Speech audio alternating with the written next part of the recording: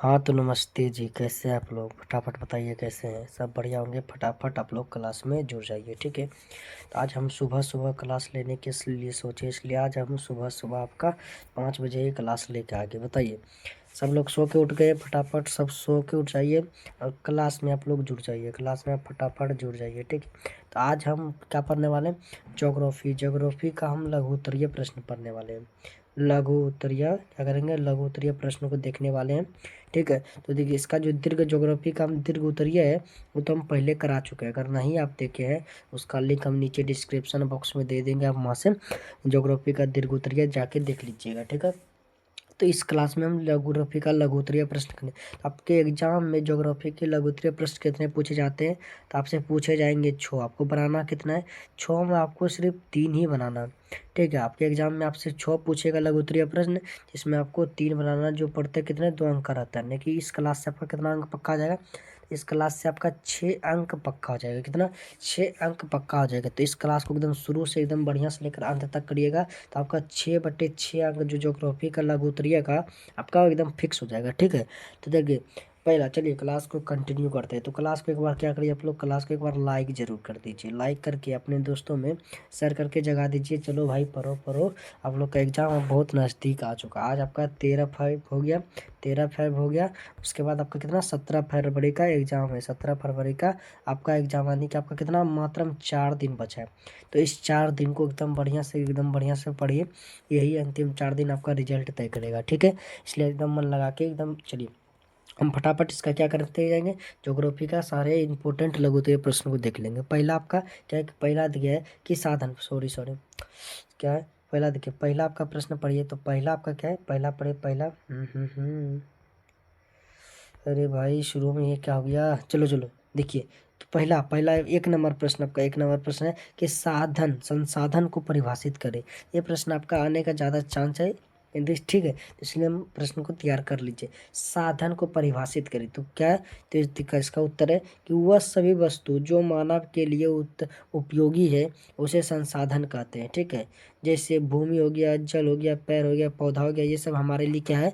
बहुत ही ज़्यादा उपयोगी है। इसलिए जो भी वस्तु आपके जीवन के लिए उपयोगी है, आपके जीवन के लिए उपयोगी है, वो सारे वस्तुएं संसाधन कहलाते हैं, ठीक है। जैसे अभी देखिए, आपका बुक हो गया, आपका पेन हो गया, आपका क्या हो गया? बुक हो गया, ठीक है, पेन हो गया, आपका टेबल हो गया, आपका चार्जर, आपका मोबाइल, ये सब हमारे मानव जीवन के लिए क्या है? बहुत ज़्यादा उपयोगी है, इसलिए हमारे संसाधन में आते हैं, ठीक है। बताइए, अगर आपके एग्जाम में 2026 में ये पूछ लिया जाए, लिख पाइएगा या नहीं लिख पाइएगा? एकदम बढ़िया से गर्दा उड़ा के आना है, ठीक है। चलिए अगला प्रश्न, हम 2 नंबर प्रश्न देखें। तो 2 नंबर आपका प्रश्न क्या है? तो 2 नंबर प्रश्न पढ़िए। तो 2 नंबर प्रश्न पढ़ते हैं। तो 2 नंबर प्रश्न क्या है? तो देखिए क्या है? 2 नंबर प्रश्न को देखिए। तो 2 नंबर प्रश्न क्या आपका? 2 नंबर प्रश्न देखिए, 2 नंबर प्रश्न पढ़े। क्या प्राकृतिक संसाधनों का संरक्षण क्यों आवश्यक है, अथवा संसाधन संरक्षण का क्या महत्व है?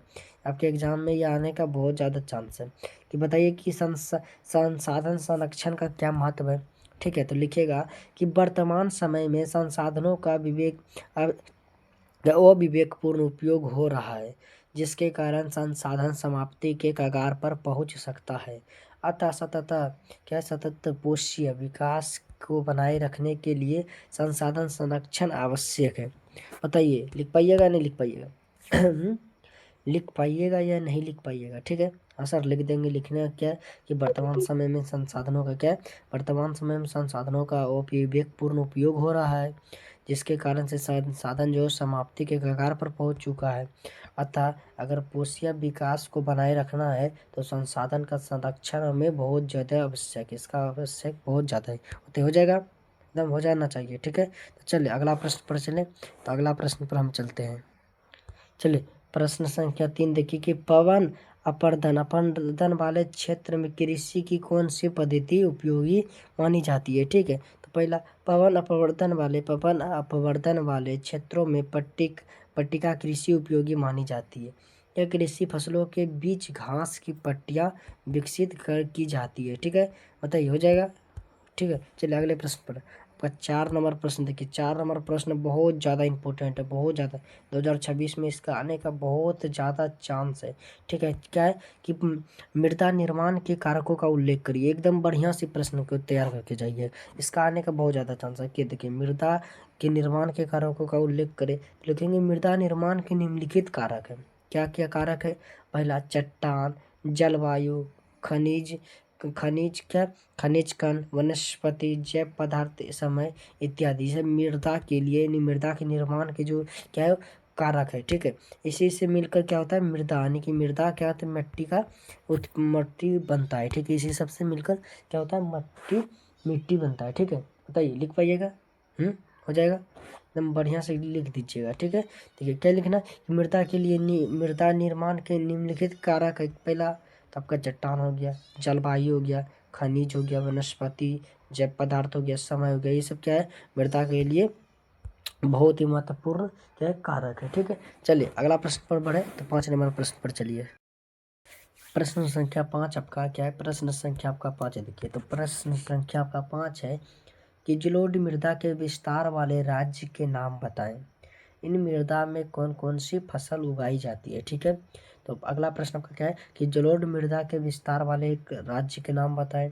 इस मिट्टी में कौन कौन सी फसल उगाई जाती है? ठीक है, देखिए, बिहार, उत्तर प्रदेश, असम, मध्य प्रदेश, पश्चिम बंगाल, तमिलनाडु, गुजरात, कर्नाटक इत्यादि राज्यों में कौन सी मिट्टी पाई जाती है? तो जलोढ़ मृदा का क्या है? जलोढ़ मिट्टी का विस्तार है। इस मिट्टी में गन्ना, चावल, गेहूं, मक्का इत्यादि फसल क्या होती है? उगाई जाती है। बताइए, लिख दीजिएगा, एकदम बढ़िया से लिख के आना है। ठीक है, चलिए अगला प्रश्न देखिए, आपका 6 नंबर प्रश्न क्या है? तो 6 नंबर प्रश्न पढ़िए कि जलोढ़ मृदा से आप क्या समझते हैं? इस मृदा में कौन कौन सी फसल उगाई जाती है? तो अभी आप देखबे किए। ठीक है, तो अभी देखबे किए कि जिन नदियों के जल द्वारा बहाकर लाई गई मिट्टी को जलोढ़ मृदा कहते हैं। इसमें अभी जानबे करते चावल, मक्का, गेहूँ इत्यादि उगाया जाता है। ठीक है, हो जाएगा, बताइए, हो जाएगा, एकदम हो जाना चाहिए। चलिए अगले प्रश्न पर चलिए। आपका प्रश्न संख्या 7 देखिए, आपका 7 बहुत बहुत बहुत इंपॉर्टेंट है। ये आपका 2026 में आने का बहुत ज़्यादा चांस है। 90% चांस है कि ये प्रश्न आपको 26 में मिल जाए, देखने के लिए मिल जाए। ठीक है, यदि इसलिए प्रश्न को बहुत बढ़िया से तैयार कर लीजिएगा। ठीक है, देखिए प्रश्न क्या है, खादर और बांगर मिट्टी में अंतर स्पष्ट करें। ये एकदम बहुत इंपॉर्टेंट प्रश्न है, इसलिए इसको तैयार करके ही जाइएगा। क्या है कि नई जलोढ़ मिट्टी को खादर मिट्टी कहा जाता है। ठीक है, यह मिट्टी काफ़ी उपजाऊ होती है। पुरानी जलोढ़ मिट्टी को बांगर मिट्टी कहा जाता है। यह मिट्टी कम उपजाऊ होती है। ठीक है, बताइए, हो जाएगा, लिख दीजिएगा। खादर और बांगर में अगर आपसे अंतर पूछिए, बताइए कि खादर और बांगर मिट्टी में आप अंतर लिखिए, तो बताइए, लिख दीजिएगा, एकदम लिख देना चाहिए।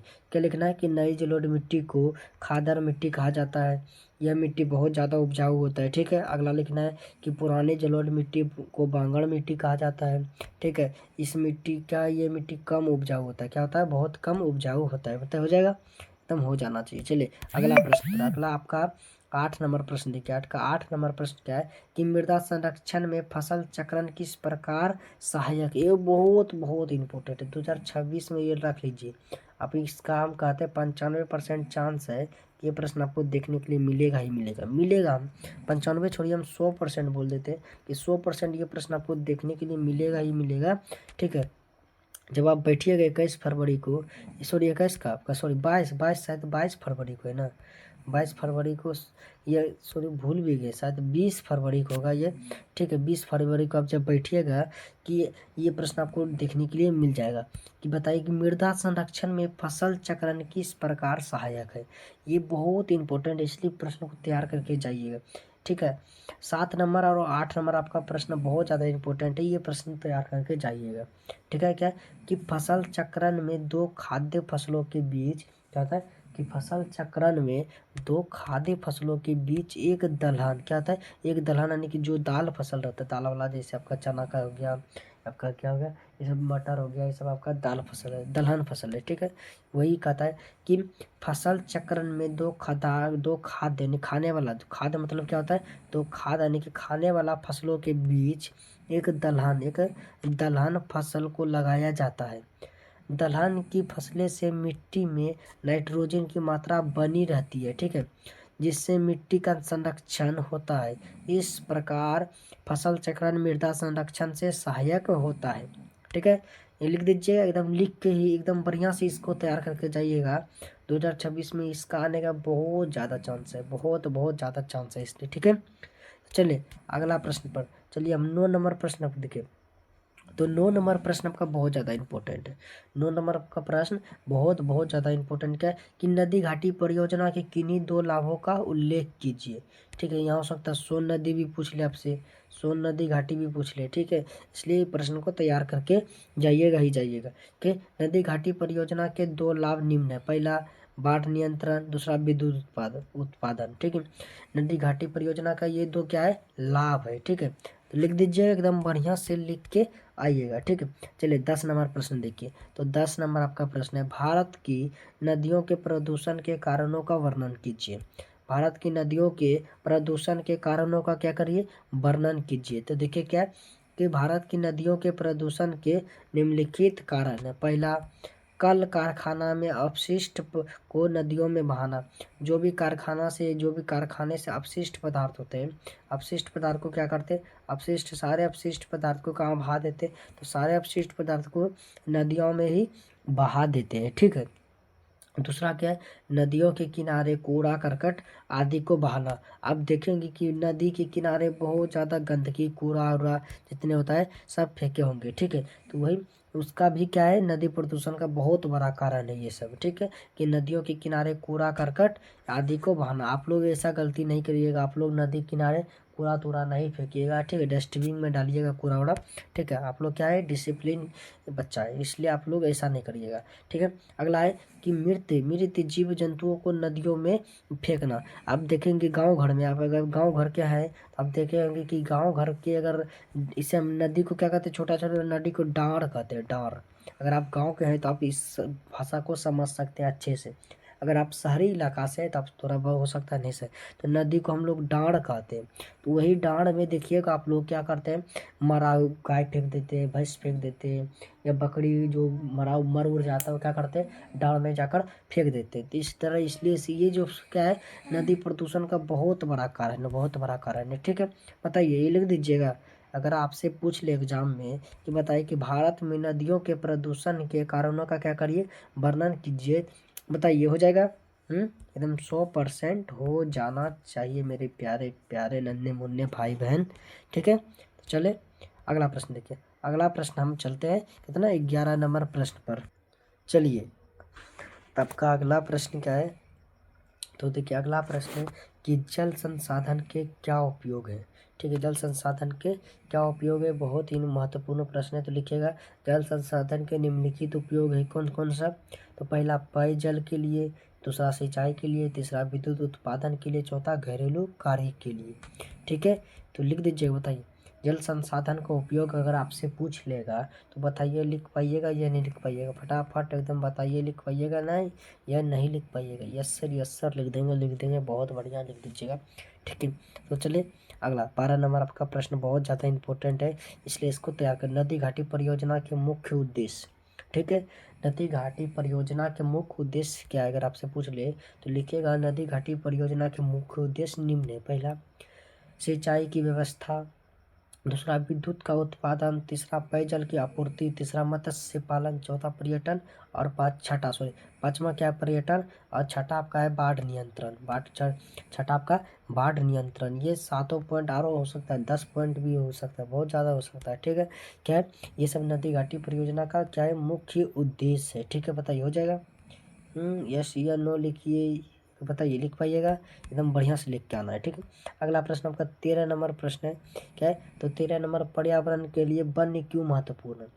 पर्यावरण के लिए वन क्यों महत्वपूर्ण है, बहुत इंपॉर्टेंट प्रश्न है, इसको लिखिएगा कि किस पर्यावरण के लिए वन क्यों महत्वपूर्ण है। तो लिखिएगा कि पर्यावरण को संतुलित रखने के लिए, संतुलित करने के लिए किसी भी क्षेत्र में 33% वन होना चाहिए। कितना परसेंट वन होना चाहिए? अगर पर्यावरण को आपको संतुलित रखना है तो कहीं भी कितना परसेंट वन होना चाहिए? तो 33% वन रहना चाहिए, तभी जाकर आपका पर्यावरण क्या रहेगा? संतुलित रहेगा। ठीक है, आवश्यक है। वन के माध्यम से मानव एवं अन्य जीव ऑक्सीजन लेते हैं और हमारे द्वारा छोड़े गए कार्बन डाइऑक्साइड गैस को वन ग्रहण करता है।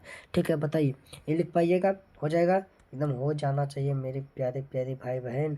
चलिए अगला प्रश्न आपका बहुत बहुत बहुत ज़्यादा इंपॉर्टेंट है। चिपको आंदोलन 2026 में ये प्रश्न आपको आएगा ही आएगा, इसलिए बढ़िया से तैयार करके जाइएगा। क्या है चिपको आंदोलन? क्या है चिपको आंदोलन? क्या है तो बताइए। तो लिखिएगा, चिपको आंदोलन की शुरुआत कब हुई थी? तो 1972 में। कहाँ हुई थी? उत्तराखंड में। तो चिपको आंदोलन की शुरुआत 1972 में उत्तराखंड के गढ़वाल जिले से हुई थी। कहाँ से हुई थी?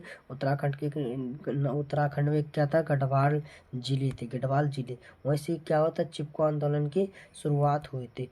कि किस आंदोलन के प्रेरणा स्रोत? सुंदरलाल। जो ये इस आंदोलन, सॉरी इस होगा, यहाँ पर इस होगा।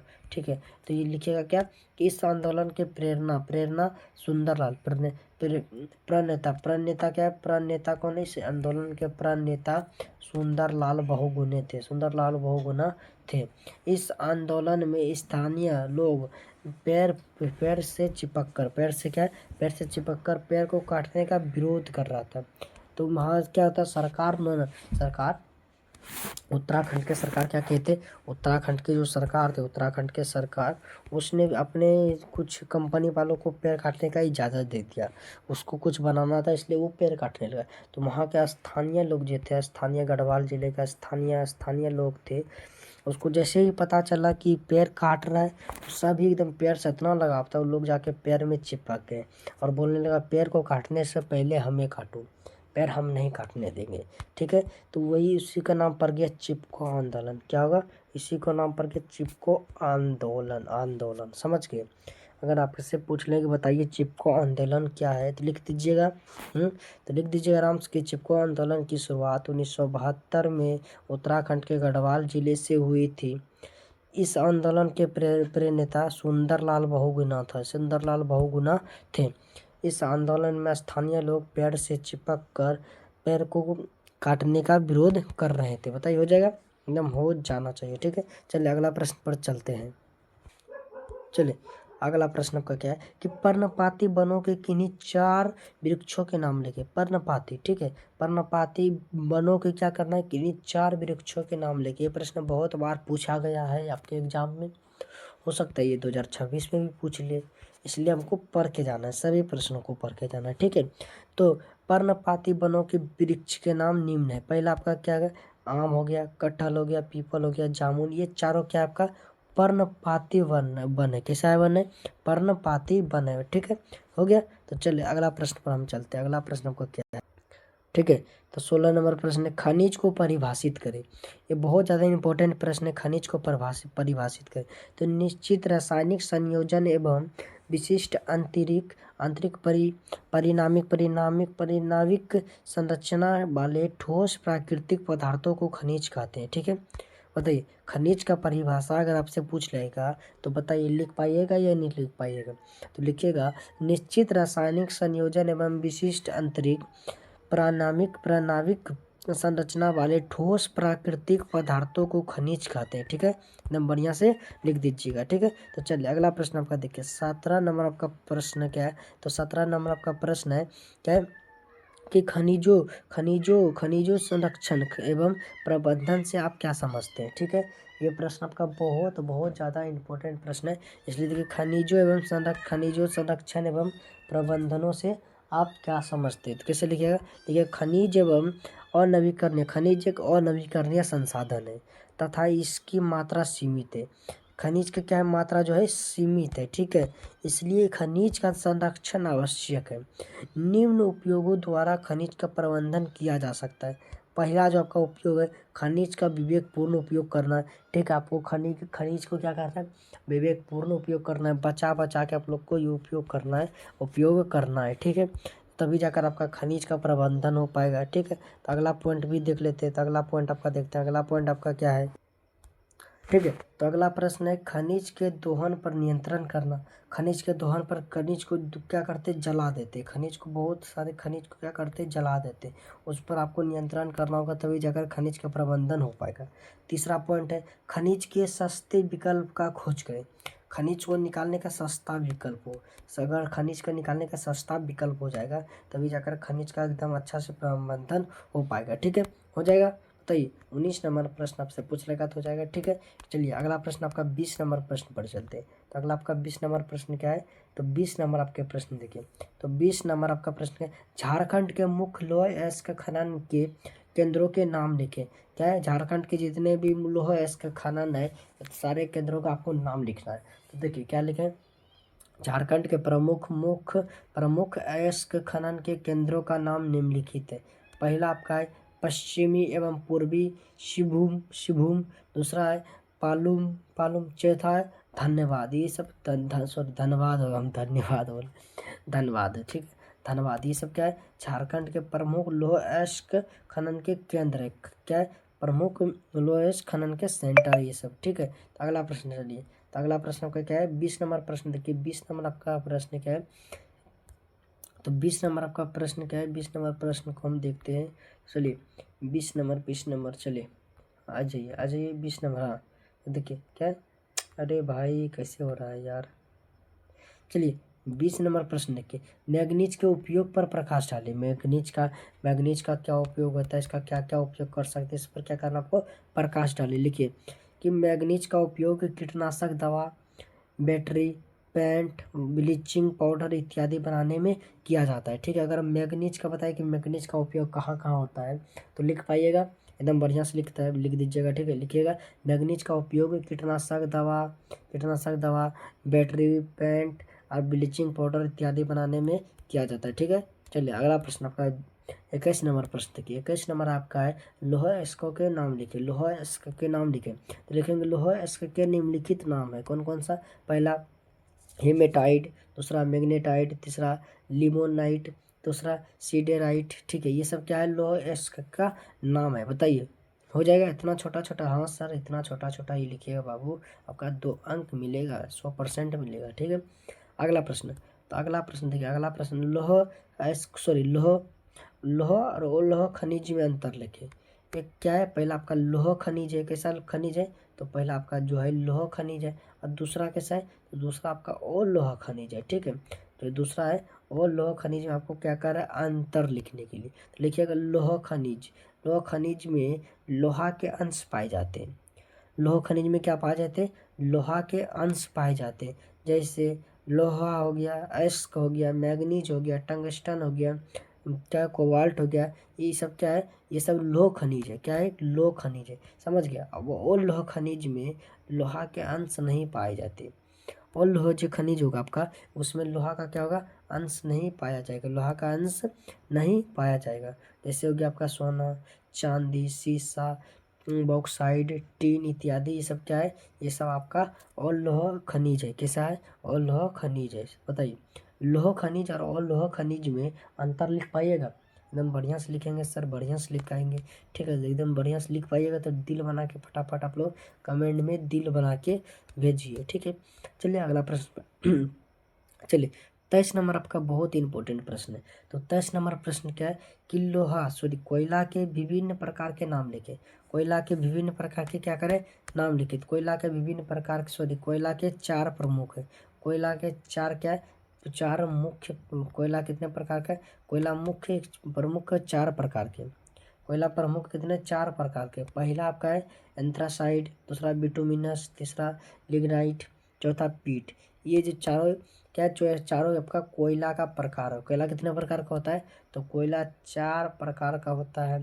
पहला एंथ्रासाइड, बिटुमिनस, आपका क्या है, लिग्नाइट्स, पीट। तो बताइए इसमें सर्वोत्तम कार्बनिक वाला कोयला कौन सा है, तो सबसे अच्छा कोयला आपका क्या है, एंथ्रासाइड। और सबसे घटिया किस्म का कोयला आपका पीट है। सबसे घटिया किस्म का कोयला कौन सा है, पीट है। बताइए, हो जाएगा। हो जाएगा, एकदम बढ़िया से लिख के आइएगा, एकदम 100% आपका नंबर मिलेगा। 6 अंक आपका बिल्कुल एकदम। ज्योग्राफी में आपका 6 में 6 आपका प्रश्न यहीं से बनेगा। ठीक है, चलिए अगला प्रश्न पर। तो अगला प्रश्न आपका है परंपरागत और गैर परंपरागत के ऊर्जा स्रोत के ऊर्जा स्रोत में अंतर लिखे। कोयला, पेट्रोलियम और प्राकृतिक गैस परंपरागत ऊर्जा स्रोत के ऊर्जा स्रोत के उत्तर। ठीक है, क्या है कि कोयला, पेट्रोलियम और प्राकृतिक गैस गैर परंपरागत ऊर्जा के स्रोत है। क्या है? गैर परंपरागत के ऊर्जा के स्रोत है। ये अनवीकरणीय है। ये क्या है? अनवीकरणीय है। सौर ऊर्जा, पवन ऊर्जा आदि जो है गैर परंपरागत ऊर्जा के स्रोत है। यह नवीकरणीय क्या है? नवीकरणीय ऊर्जा है। ठीक है, नवीकरणीय ऊर्जा है। तो परंपरागत और गैर परंपरागत ऊर्जा में आप लोग अंतर लिख पाइएगा? बताइए, लिख पाइएगा या नहीं लिख पाइएगा? ठीक है, तो परंपरागत और गैर परंपरागत ऊर्जा में आपको अगर कहे अंतर लिखने के लिए तो लिख पाइएगा। लिखिएगा क्या कि कोयला हो गया, पेट्रोलियम हो गया, प्राकृतिक गैस हो गया, ये सब क्या है? परंपरागत ऊर्जा है। परंपरागत ऊर्जा का क्या है? एक स्रोत है। ये सब क्या है? और नवीकरणीय है। ठीक है, यही पूछ लिया। सौर ऊर्जा हो गया, पवन ऊर्जा हो गया, ये सब क्या है? गैर परंपरागत ऊर्जा के स्रोत है। ये सब क्या है? नवीकरणीय है। ठीक है, हो जाएगा, एकदम हो जाएगा। तो दिल बना के आप लोग फटाफट कीजिए, दिल बना के लीजिए। सर आप लोग दिल लीजिए, आप हमारा दिल लीजिए। ठीक है, तो चले अगला प्रश्न पर चलते हैं। तो अगला प्रश्न आपका क्या है? चलते हैं अगला प्रश्न। गैर ऊर्जा का उत्पादन कैसे होता है? सौर ऊर्जा का उत्पादन कैसे हम बोलते हैं? क्या सॉरी क्या है कि सौर ऊर्जा का उत्पादन कैसे होता है? सौर ऊर्जा का उत्पादन कैसे होता है? ठीक है, तो लिखिएगा जब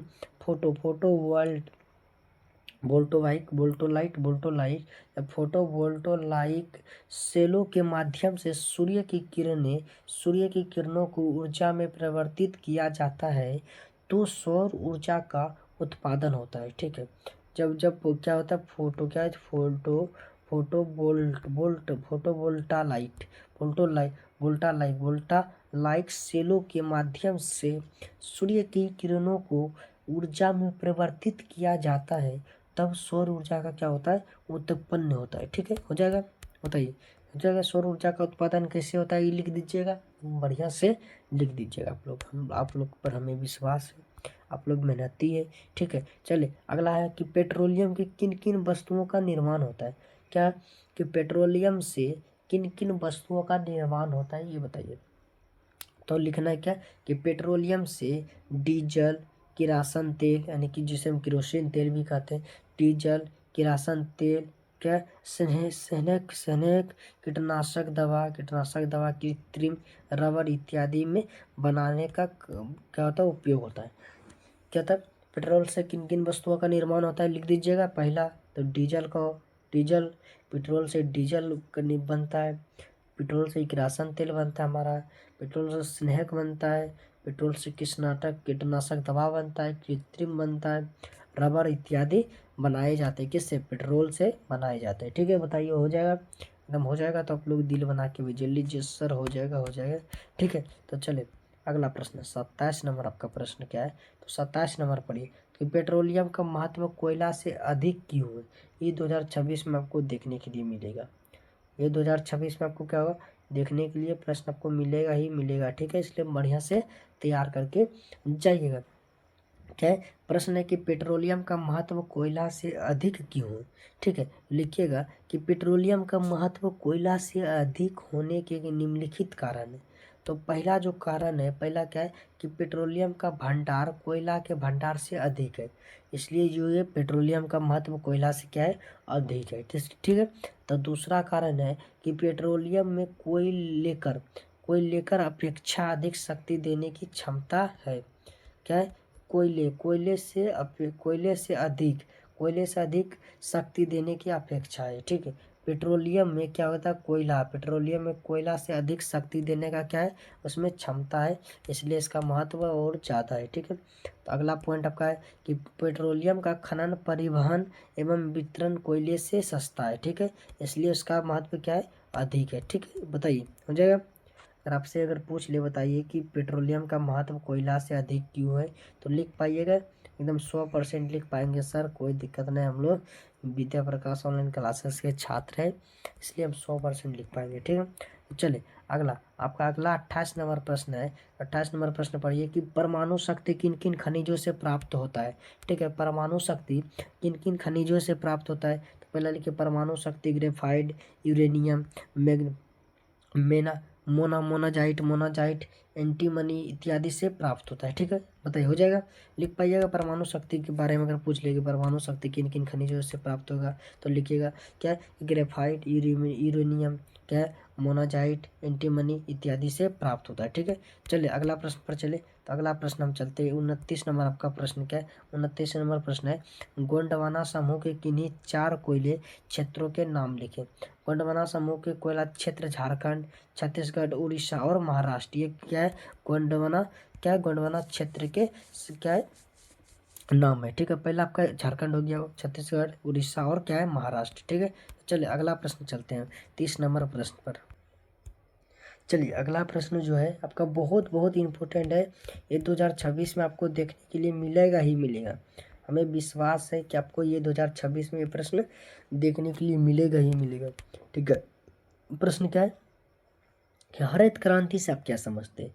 बहुत ज़्यादा महत्वपूर्ण प्रश्न है, बहुत बार पूछा गया प्रश्न है, इसलिए इसका हमें लग रहा है कि 2026 में ये प्रश्न आपको देखने के लिए मिल जाए। क्या है प्रश्न, क्या है कि हरित क्रांति से आप क्या समझते हैं। बताइए कि हरित क्रांति से आप क्या समझते हैं। तो 1966 में 1966-67 में क्या है, तो लिखिएगा उत्तर क्या है कि 1966-67 में उत्तम किस्म के बीज, कीटनाशक दवा, सिंचाई के प्रयोग से सिंचाई आदि के प्रयोग से फसल उत्पादन में कई क्या आई क्रांति को हरित क्रांति कहा जाता है। हरित क्रांति के जनक MS स्वामीनाथन को कहा जाता है, ठीक है। हरित क्रांति का सबसे अधिक प्रभाव गेहूं की फसल पर पड़ा। हरित क्रांति का प्रभाव पंजाब, हरियाणा, पश्चिम उत्तर प्रदेश में सबसे अधिक पड़ा। बताइए, हो जाएगा, लिख पाइएगा। अगर पूछ ले बताइए बाबू कि हरित क्रांति क्या है, हरित क्रांति क्या है, तो हो जाएगा, हो जाना चाहिए मेरे प्यारे प्यारे भाई बहन, ठीक है, हो जाएगा। लिखिएगा 1966-67 में उत्तम किस्म के बीज, कीटनाशक दवा, सिंचाई आदि के प्रयोग से फसल उत्पादन में आई क्रांति को हरित क्रांति कहा जाता है। हरित क्रांति के जनक MS स्वामीनाथन को कहा जाता है। हरित क्रांति का सबसे अधिक प्रभाव गेहूं की फसल पर पड़ा।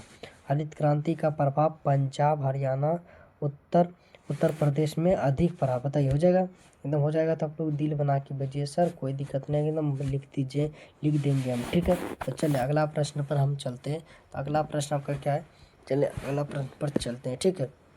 तो अगला प्रश्न देखिए, अगला प्रश्न बहुत ज़्यादा इम्पोर्टेंट है, ठीक है। अगला प्रश्न का बहुत ज़्यादा इम्पोर्टेंट कि समोच्च कृषि से आप क्या समझते हैं। समोच्च कृषि से आप क्या समझते हैं। देखिए, पहाड़ी ढलान पर जल के तेज बहाव से बचाने के लिए सीढ़ी नुमा ढाल बनाकर की जाने वाली खेती को समोच्च कृषि कहा जाता है। इससे मृदा अपरदन को रोका जाता है, ठीक है। समोच्च कृषि के बारे में अगर आपसे पूछ ले एग्जाम में, बताइए समोच्च कृषि क्या है, तो लिख दीजिएगा। एकदम आप पर 100% भरोसा है, आप लोग बढ़िया से एकदम लिख दीजिएगा, ठीक है। चलिए अगला प्रश्न हम देखते हैं। अगला प्रश्न आपका क्या है, क्या संकट क्या है। जल की अपने संकट उतना महत्वपूर्ण है। चलिए आपका क्या है 35 नंबर ज़्यादा इंपॉर्टेंट प्रश्न, इसलिए ये प्रश्न पढ़िए कि भारत के किन्हीं 2 रोपण फसलों के नाम लिखे। ये प्रश्न 2026 में आपको देखने के लिए मिलेगा ही मिलेगा। मेरा 100% वादा है आप लोगों से कि ये प्रश्न आपको देखने के लिए मिलेगा ही मिलेगा।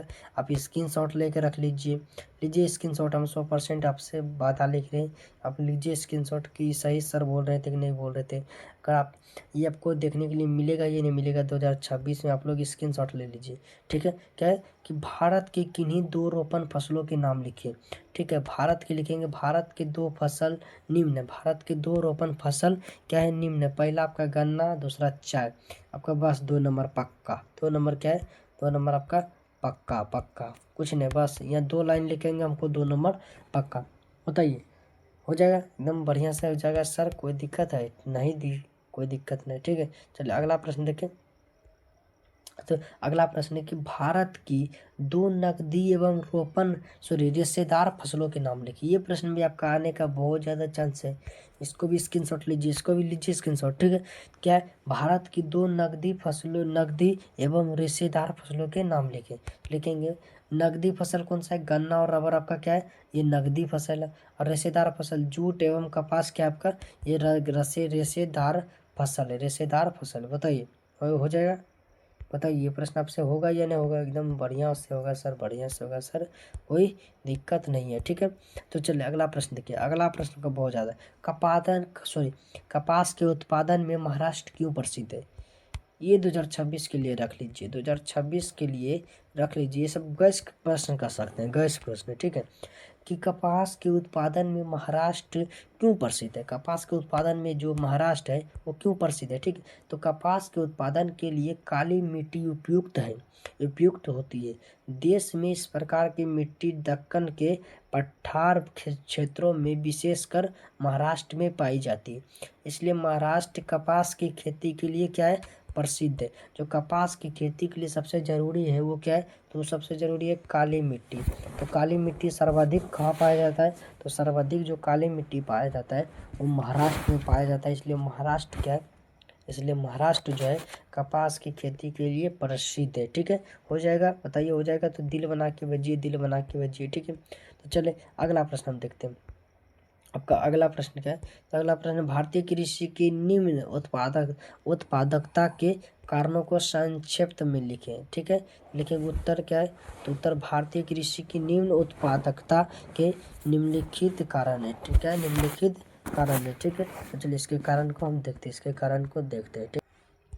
चलिए इसका पहला कारण है वर्षा की अधिकता, अनिश्चितता। और वर्षा का क्या है? अनिश्चितता, वर्षा होने का कोई निश्चित नहीं है। दूसरा बाढ़ और सूखा। देखेंगे अगर बिहार का स्थिति अगर आप देखिएगा कि बिहार का स्थिति क्या है, तो बिहार का स्थिति देखिए, मान लीजिए बिहार का मैप है, तो ये आधा बिहार को एकदम बीच भाग से बांट देते। अगर बिहार का ये नॉर्थ है और बिहार का साउथ साइड है, तो देखिएगा बिहार का क्या है? बिहार का नॉर्थ में आपका क्या होता है? बाढ़ आ जाता है। बिहार के उत्तर में आपका क्या है? बाढ़ आ जाता है। और बिहार के दक्षिण में क्या होता है? सुखाड़ आता है। क्या होता है? सूखा आ जाता है, सूखा आ जाता है, ठीक है। ये हर साल बिहार का दिक्कत कि आधा बिहार आपका बाढ़ से परेशान है, आधा बिहार आपका सूखा से परेशान है, ठीक है। तो ये बिहार का क्या है? दुर्दशा है, ठीक है। तो चलिए उसी तरह तीसरा पॉइंट है खेतों का छोटा आकार। भारत में जो खेत है बहुत छोटा छोटा है। भारत में खेत क्या है? बहुत छोटा छोटा। अगर आप देखिएगा तो अगर एक दादा का 5 कट्ठा जमीन है, उसको 3 बच्चा है उसका, तो कितना होगा? इतने इतने नहीं होगा। ये सब क्या होगा? छोटा छोटा, खेतों का छोटा आकार, ठीक है। खेतों का छोटा आकार। भारत कृषि कृषि पर बढ़ती जनसंख्या, कृषि श्री यहाँ होगा कृषि पर बढ़ती जनसंख्या का बोझ। देखिएगा जो जनसंख्या का बोझ है भारत में कितना? 72 या 75% जो बोझ है कृषि पर है। 72% या 75% जनसंख्या का बोझ किस पर है? तो 72% जनसंख्या का बोझ कृषि पर है। किस पर? कृषि पर जो जनसंख्या का बोझ है क्या हुआ? बढ़ते ही जा रहा है। अगला पॉइंट आपका कि सिंचाई का अभाव। भारत में सिंचाई का बहुत ज़्यादा अभाव है। भारत में क्या होता है? किसानों को सिंचाई के लिए किस पर? वर्षा पर निर्भर रहना पड़ता है। सिंचाई के लिए वर्षा पर निर्भर रहना पड़ता है, ठीक है। परंपरागत कृषि। भारत में अभी भी देखिएगा लोग परंपरागत कृषि पद्धति को अपनाए हुए हैं। वो नए नए टेक्नोलॉजी का प्रयोग नहीं करते हैं। ये सब पुराने तरीके जो कृषि खेती की जाती है उसी तरीका को अभी भी पकड़ के रखे हैं। यही सब क्या है?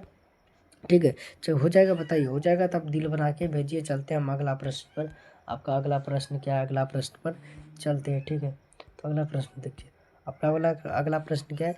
तो प्रश्न नंबर आपका 39 प्रश्न संख्या आपका क्या है? 39 क्या है कि भारतीय अर्थव्यवस्था में कृषि का क्या महत्व है?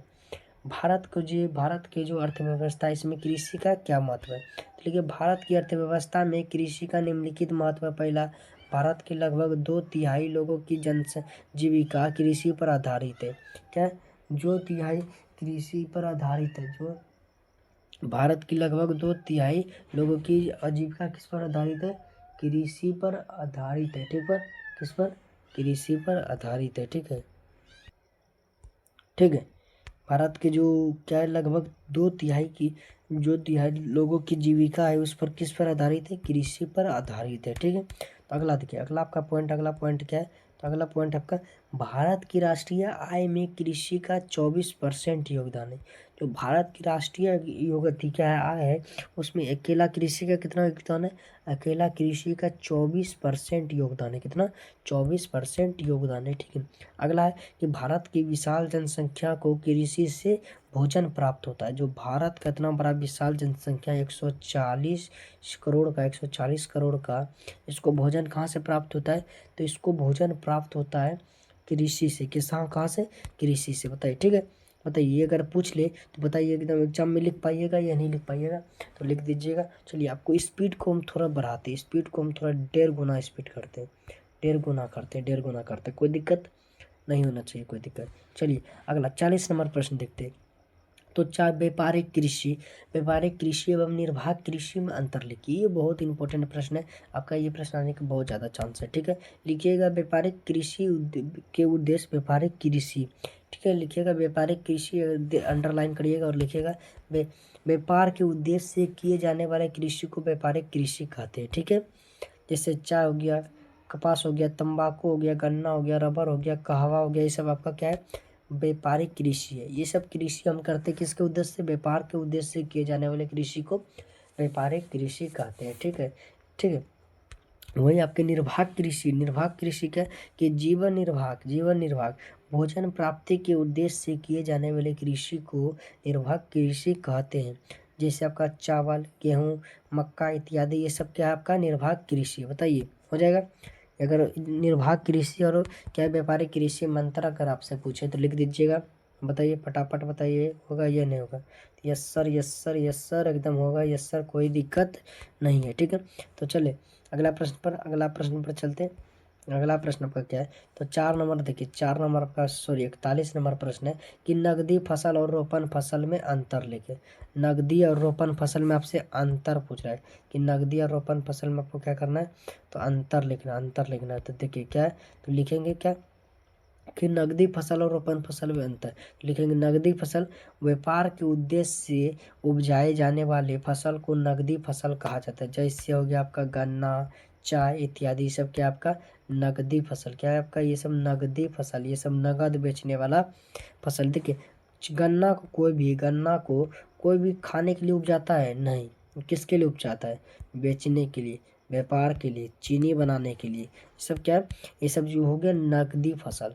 ठीक है, आपको बताइए, कोई भी गेहूँ जो उपजाता है, गेहूँ उपजाने वाला 99% खाने के उद्देश्य से उपजाता है। 1% आदमी जो है उसे बेचने के उद्देश्य से क्या होता है? उपजाता है।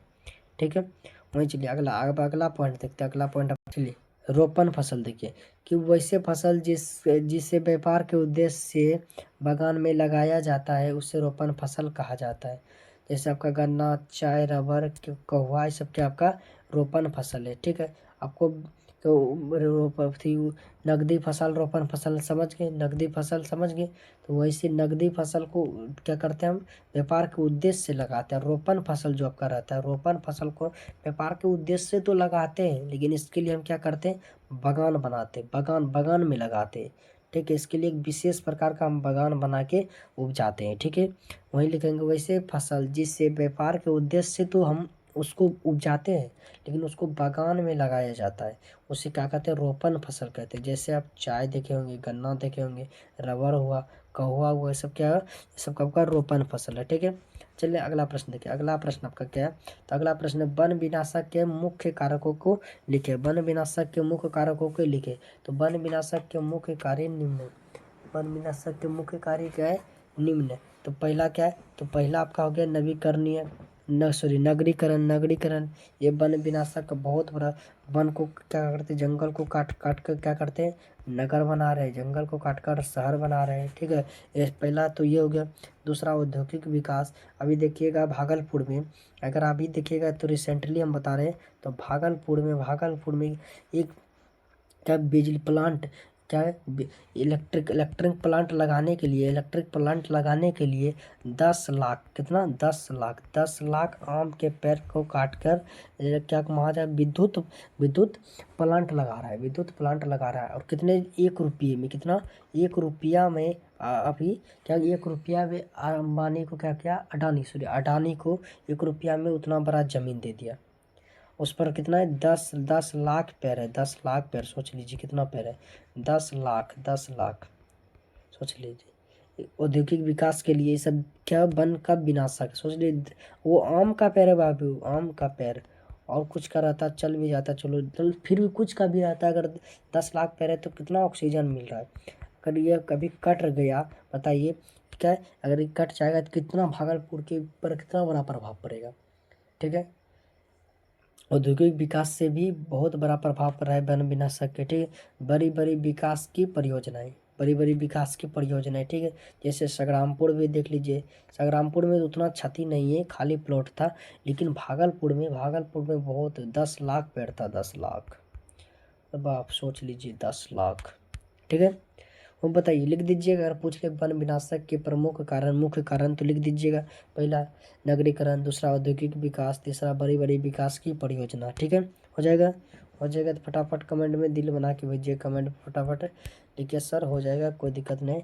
ठीक है, अगला प्रश्न हम लोग देखते हैं, अगला प्रश्न आपका। ठीक है, चलिए अगला प्रश्न आपका है, स्वामित्व के आधार पर उद्योगों को सोहदर सोहदर सो- सोधा सोधाहरण सोधारण वर्गीकृत कीजिए। ठीक है, बताइए, ठीक है, लिखिए क्या है कि स्वामित्व के आधार पर उद्योगों को स्वाधारण वर्गीकृत कीजिए। ये प्रश्न आपका इम्पोर्टेंट नहीं है, इसलिए हम छोड़ दे रहे हैं। ये प्रश्न आपका लिए इम्पोर्टेंट नहीं है, इसलिए इसको छोड़ देते हैं। ठीक है, तो चलिए, आपका सही है, आपका 44 नंबर आपका इम्पोर्टेंट है। 44 नंबर पढ़िए, ये आपके लिए जरूरी है। क्या, कि उद्योग के स्थानीयकरण के 3 कारकों को लिखे, 3 कारकों को लिखे। ठीक है, उद्योग के स्थानीयकरण के कारक निम्नलिखित है। पहला, कच्चा माल की उपलब्धता। ठीक है, दूसरा, जल की आपूर्ति, तीसरा, सस्ते श्रमिक की उपलब्धता। तभी जाकर उद्योग के स्थानीयकरण के 3 कारक क्या है, उद्योग के स्थानीयकरण के 3 कारक को लिखे। पहला आपका क्या है, कच्चा माल चाहिए उद्योग के लिए। दूसरा, जल की आपूर्ति, कच्चा माल के लिए जल की आपूर्ति चाहिए, बिजली की आपूर्ति चाहिए। चौथा, सस्ता श्रमिक की उपलब्धता। अगर सस्ता श्रमिक नहीं मिलेगा तो आपका उद्योग नहीं चल पाएगा। ठीक है, बताइए, लिख पाइएगा, ये नहीं लिख पाइएगा, हाँ सर लिख दीजिएगा, लिख देंगे, कोई दिक्कत नहीं है। चलिए अगला प्रश्न देखिए, अगला प्रश्न है कि उदारीकरण, निजीकरण और वैश्वीकरण से आप क्या समझते हैं। ये बहुत बहुत ज़्यादा इम्पोर्टेंट प्रश्न है कि उदारीकरण, निजीकरण और वैश्वीकरण से आप क्या समझते हैं। तो देखिए, उदारीकरण क्या है, उदारीकरण उद्योग धंधा को लाइसेंस, टैक्स आदि के झंझट से मुक्त करना उदारीकरण कहलाता है। ठीक है, जैसे आप कोई उद्योग कर रहे हैं, कोई आपका धंधा है, तो उसको लाइसेंस और टैक्स आदि के झंझट से मुक्त करना क्या है, उदारीकरण है। ठीक है, चलिए अगला देखिए, निजीकरण क्या है। तो देखिए, निजीकरण बहुत ज़्यादा इंपॉर्टेंट।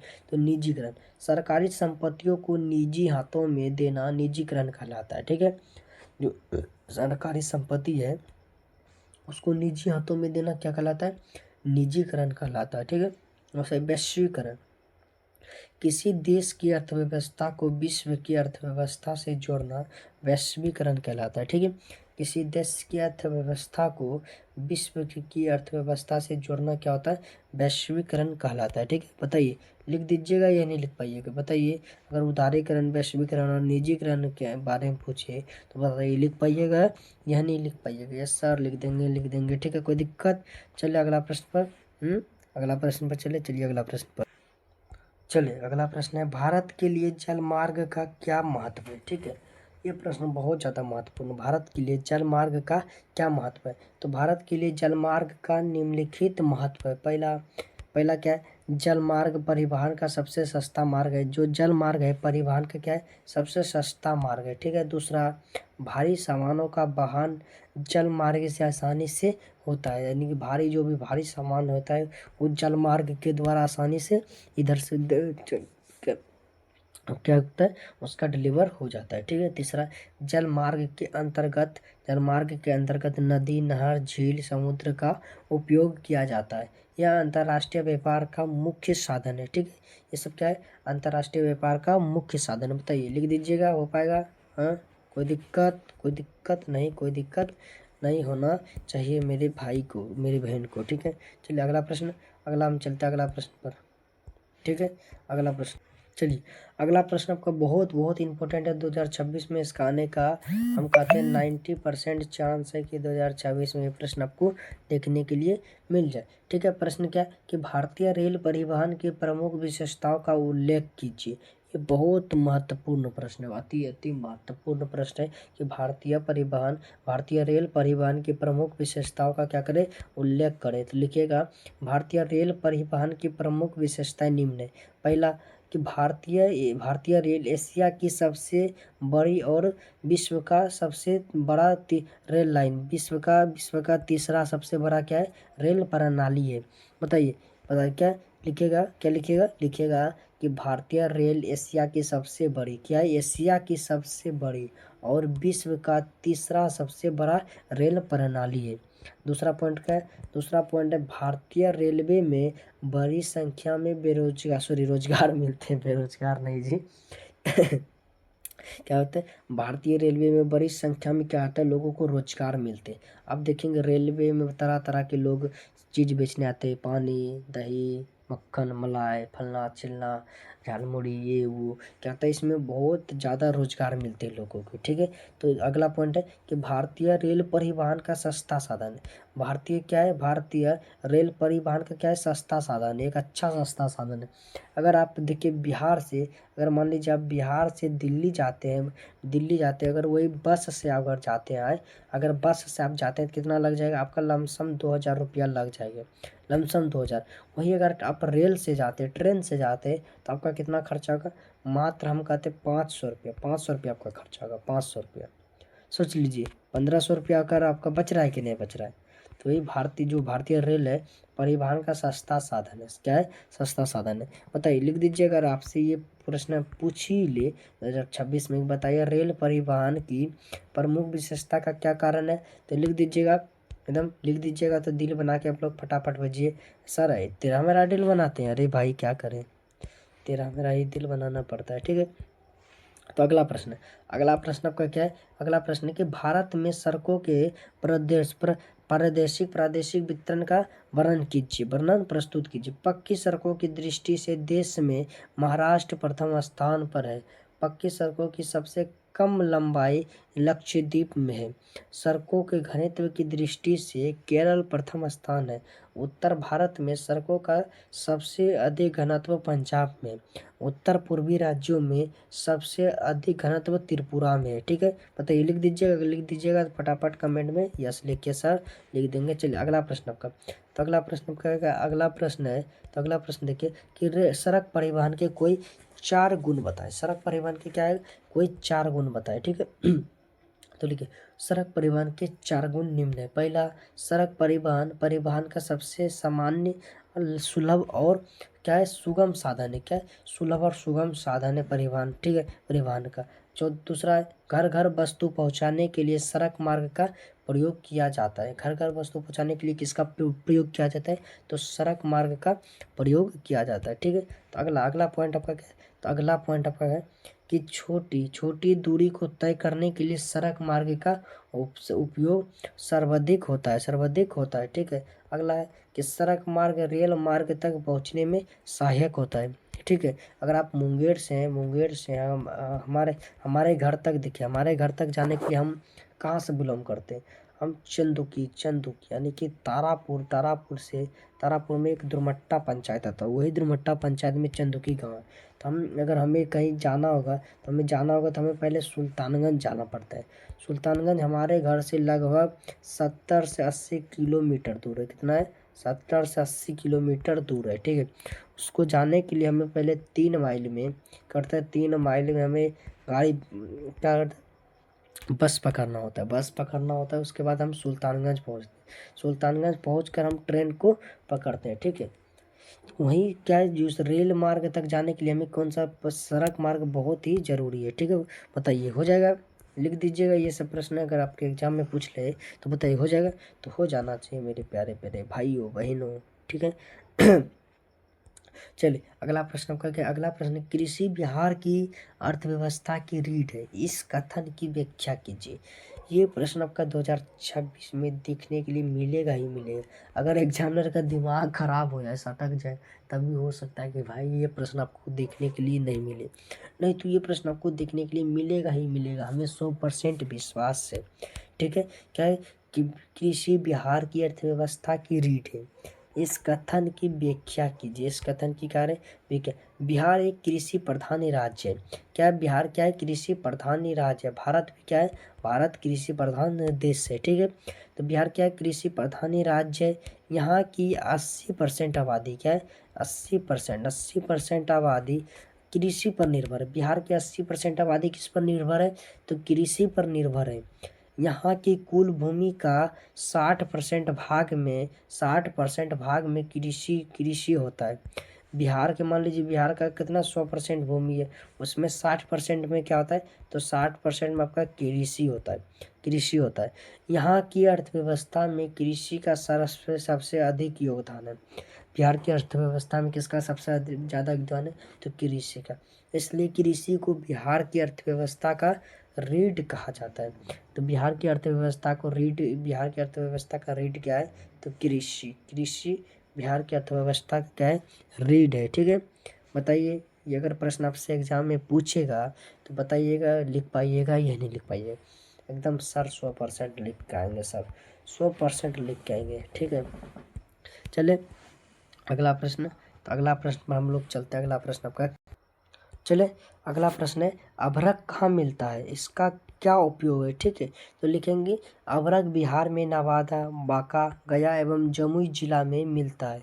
इसका उपयोग क्या है, निरोधक सामग्री, कागज उद्योग, रासायनिक उद्योग, रबर उद्योग इत्यादि में होता है। ठीक है, अगर आपसे पूछ लेगा बताइए कि अभ्रक कहाँ मिलता है, इसका उपयोग क्या है, इसका उपयोग क्या है, तो लिख दीजिएगा। तो अभ्रक मिलता है आपका नवादा हो गया, जमुई हो गया, बांका हो गया, मुंगेर हो गया, जमुई हो गया, इस सब में आपका क्या होता है, अभ्रक मिलता है। ठीक है, मुंगेर में भी मिलता है जी, मुंगेर में बताइए, मुंगेर से कौन कौन है जी, मुंगेर से कोई है यहाँ, मुंगेर वाले दिल वाला के जरूर भेजिए। बताइए आप कहाँ से हैं, अपना अपना जिला, आप लोग अपना अपना जिला का नाम शेयर कीजिए, लिखिए कमेंट में अपना अपना। कोई जमुई से होगा, कोई बांका से होगा, कोई नवादा से होगा, कोई गया से होगा, कोई भागलपुर से, कोई मुंगेर से, कोई और नालंदा, कैसे पटना, हर जगह से आप लोग हैं। ठीक है, तो आप लोग अपना जिला का नाम जरूर लिखें, तभी हम देख पाएंगे कि आप लोग कहाँ कहाँ के रहने वाले हैं। ठीक है, कहाँ कहाँ से आप लोग, कौन कौन जिला से हमको देख रहे हैं। ठीक है, बताइए, तो लिख दीजिएगा कि बिहार के नवादा जिला, बांका जिला, गया जिला, जमुई जिला, मुंगेर जिला में मिलता है। इसका उपयोग निरोधक सामग्री, कागज उद्योग, रासायनिक उद्योग, रबर उद्योग में होता है। ठीक, बताइए हो जाएगा। लिख दीजिएगा तो तिल बना के फटाफट भेजिए। चलिए अगला प्रश्न पर हम लोग चलते हैं। तो अगला प्रश्न का क्या है, तो बिहार की खनिज संपदा का संक्षिप्त विवरण दे। बिहार की खनिज संपदा का क्या करें, संक्षिप्त विवरण दे। लिखेंगे बिहार में देश के खनिज संसाधन का भंडार 1% से भी कम है। 1% से भी क्या है, 1% से भी कम है। बिहार में चूना पत्थर, पाइराइट, अभ्रक पर्याप्त मात्रा में उपलब्ध है। तो ये सब आपको थोड़ा बहुत आपको अभ्रक मिल जाएगा देखने के लिए, पाइराइट मिल जाएगा, चूना पत्थर मिल जाएगा, बाकी बात और बिहार में कुछ भी नहीं है। 1% से भी कम है खनिज है बिहार में। बताइए हो जाएगा। हो जाएगा तो फटाफट आप लोग लिख के भेज दीजिए। चलिए ये आपका बहुत ही इंपॉर्टेंट प्रश्न है कि बिहार के प्रमुख हवाई अड्डों का नाम लिखिए और वह कहाँ स्थित है। ठीक है, तो लिखिए बिहार में 2 अंतर्राष्ट्रीय हवाई अड्डा है। पटना का हवाई अड्डा जयप्रकाश अंतर्राष्ट्रीय हवाई अड्डा पतन के नाम से है। जो जयप्रकाश अंतर्राष्ट्रीय हवाई अड्डा है, किसके कौन सा नाम से, पतन के नाम से। इसके अलावा 7 हवाई अड्डे हैं, मुजफ्फरपुर, जोगबनी, रक्सौल, भागलपुर, बिहट्टा आदि। ये सब क्या है, का बिहार का प्रमुख हवाई अड्डा है। बताइए हो जाएगा। लिख दीजिएगा, एकदम बढ़िया से लिख दीजिएगा। ठीक है, चलिए अगला प्रश्न पर, अगला प्रश्न देखिए।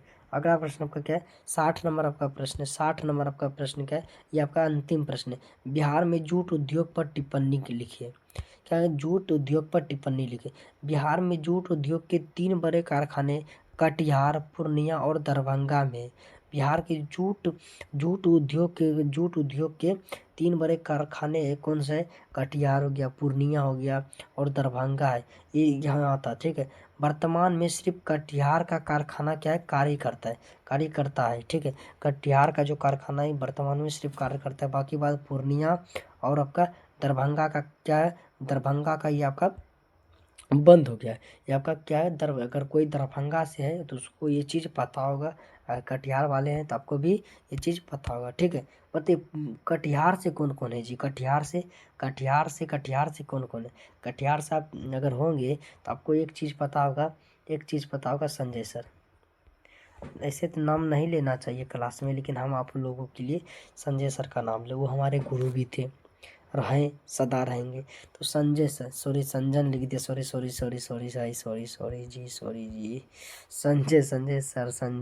संजय। हाँ, तो संजय सर कटिहार के एक सितारा है जो अभी पूरे बिहार में चमक रहे हैं।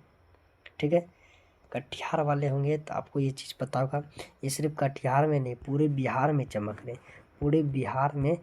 रहे, संजय सर का कहानी वही अलग है। वो जीरो से उठकर बंदा लाखों लोगों का भी दिल में बस रहे, जीरो से उठे, जीरो से।